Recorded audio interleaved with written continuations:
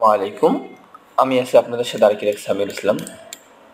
আজ আমি একটি তিনতলা বাড়ি প্ল্যানে আলোচনা করব, যা মাত্র 2.25 শতক জায়গার মধ্যে বাড়িটি এবং খাসল্যান্ড আছে প্রায় পৌনে তিন পোয়া শতক, মানে 1 পোয়া কম 1 শতক, যা টোটালে মিলিয়ে 3 শতক জায়গার মধ্যে বর্তমান হচ্ছে প্ল্যানটি। খাসল্যান্ড সহ 3 পোয়া মাটি ওরা ধরে নিয়ে কাজ করবে, যদি ওনাদের বাড়ির সামনে জায়গাটা ফাঁকা স্পেসিং একটা জায়গা, সরকারি একটা জায়গা, তারপর নিয়ে কাজ করবে। যাই হোক, সে বিষয়টা নিয়ে আপনাদের সাথে তুলে ধরতেছি, সেটা যে আমাদের এই জায়গাটা মাত্র 1000 স্কোয়ার ফিটের মধ্যে বাড়িটি হচ্ছে। আমরা যে ফ্লোর প্ল্যানটি তৈরি করছি 3 বেডরুম নিয়ে এই ফ্লোর প্ল্যানটি হবে, এবং 3টি টয়লেট থাকতেছে, একটি কিচেন এবং বারান্দা থাকতেছে, কিচেনে বারান্দা থাকবে। তাহলে আমরা প্রথমে আমরা আলোচনা করি আমার জায়গার এরিয়াটা 32 ফিট বাই 42 ফিট। আমি একটু আগে বলছি যে খাসল্যান্ড আছে, খাসল্যান্ডটা হচ্ছে এই কলামের এই স্পেসিং থেকে এই পর্যন্ত কলাম সিঁড়ির এই সাইড পর্যন্ত আছে। খাসল্যান্ডটি চলে গেছে এদিক দিয়ে, একটা রেলের জায়গা খাসল্যান্ড। তা সেই অনুযায়ী আমরা স্পেসিং এবং বিম আমার ফাউন্ডেশন সব কিছু আমরা ওইভাবেই কাজ করেছি, এবং পিছনের জায়গাও একটু সমস্যা আছে। যাই হোক, সব মিলিত হবে যে প্ল্যানটা আমরা তৈরি করেছি তাদের মতো করে 3 তলা একটা বাড়ি প্ল্যান হচ্ছে। ভবিষ্যতে যদি কখনো ভেঙে দেয় সরকারিভাবে, তাহলে কাজ সেফ যেন দেয় থাকতে পারে, সেই অনুযায়ী কাজটি করা হয়েছে। তাহলে আমরা মূল কথায় আসি। আমরা প্রথমে আমাদের সিঁড়িঘরটা রাখছি, সেই সিঁড়িঘরটি 7 ফিট 8 ইঞ্চি বাই 15 ফিট 4 ইঞ্চি সিঁড়িঘরটি আছে, এবং প্রবেশ করার পর ড্রয়িং এবং ডাইনিংয়ে আমরা পাবো 21 ফিট 7 ইঞ্চি বাই 8 ফিট 1 ইঞ্চি।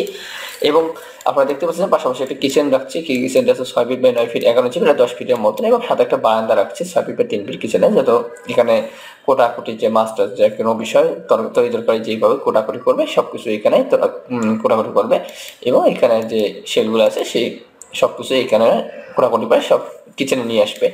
এবং আমাদের যে বেডরুম আছে, মাস্টার বেডরুম সামনে যেটা রাখছি, সেই বেডরুমটা আছে 11 ফিট 7 ইঞ্চি বাই 12 ফিট 4 ইঞ্চি, এবং বারান্দা আছে 11 ফিট 7 ইঞ্চি বাই 3 ফিট, এবং যে টয়লেটটি আছে 7 ফিট বাই 4 ফিট। এই যে আমি যেটা বললাম যে এখানে যেটা স্পেসিং, যদি কখনো এই বেডরুমটা যে কাটা পড়ে যায় তাহলে ওইভাবেই তারা থাকবে। এবং আমাদের যে লাস্টের যে 2টি বেডরুম আছে, সেই 2টির মধ্যে একটি কমন বেডরুম, একটির সাথে কমন টয়লেট, এবং আমাদের যে আরেকটি বেডরুম আছে সেটা হচ্ছে মাস্টার বেডরুম, সে পিছনের দিকে একটি মাস্টার বেডরুম। সেই মাস্টার বেডরুমটা আসতে 10 ফিট বাই 12 ফিট, এবং সাথে একটা বারান্দা দেওয়া আছে, এবং আমরা একটা ডাকলাইন দেখে দিচ্ছি এখানে, যাতে চলে যে ভবিষ্যতে যে কখনো এই পিছন সাইডে একটু ডাকলাইনটা এই দিক নিয়ে যাবে।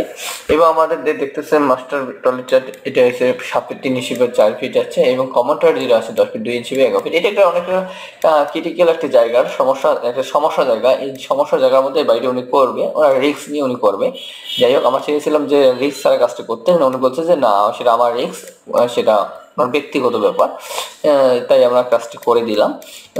সেই অনুযায়ী আমরা কাজটি করছি, এবং আপনারা দেখতে পারেন যে এটা যে ফাউন্ডেশন, আপনারা দেখতে পাচ্ছেন যে রেড চিহ্নটা, এই রেড চিহ্নটা সরকারি, আমাদের যে সরকারি যে জায়গাটা করতেছে সেই রেড চিহ্ন এখানে। আর ফাউন্ডেশনের মধ্যে আমরা সব জায়গাতে রেড চিহ্ন দিয়ে আমরা দেখে দিচ্ছি, যাতে বুঝতে সুবিধা হয়। এবং আমাদের বিমটাও এইভাবে দেওয়া আছে, যাতে ভবিষ্যতে একটু ভেঙে দিলে তারপরে এই বিল্ডিংটা যেন সেফ জোনে থাকতে পারে। যাই একটা বিম এই দিক দিয়েও টানা দিয়ে দিছি, এই এসে আপনাদের বিমের। এবং আপনারা দেখতে পাচ্ছেন সবগুলো বিমে আমার এইভাবে টানা দেওয়া আছে, হ্যাঁ। স্ল্যাবের মধ্যে আমার রেখে দেওয়া আছে এই স্টাইলিশ ভাবে। তাহলে আসলে বোঝা যাচ্ছে যে এটা একটা সরকারি একটা ঝামেলা একটা জায়গা, তারপর ওনারা কাজ করবে, তাই যেভাবে ওনারা কাজ করতে চায় সেভাবে আমরা কাজটি করে দিয়েছি। আবার এই বাড়িটি কমপ্লিট করতে কত টাকা খরচ হবে, এই একই এই যা আছে হুবহু এই ফার্স্ট ফ্লোর এবং সেকেন্ড ফ্লোর হুবহু একই হবে।